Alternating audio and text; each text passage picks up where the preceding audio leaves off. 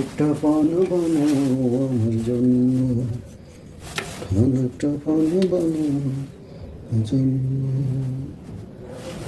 এলা শেষ হয়ে গেছে নাকি? শেষ হয়ে গেলে কি বুদ্ধি আছে তো?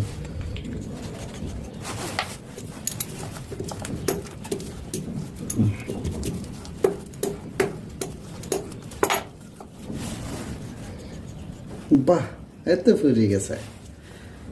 বুদ্ধি থাকলে কেন গজামা থাকলে লাগে না।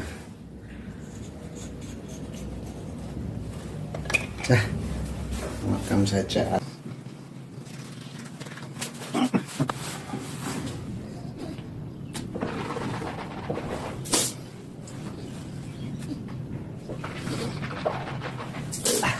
যাক, ঠান্ডার মধ্যে আর আমাদের কষ্ট করতে হবে। ব্রাশ করো, আবার হাত পানিতে ভিজাও, মুখ ধো, এত কষ্ট করে লাগবে না।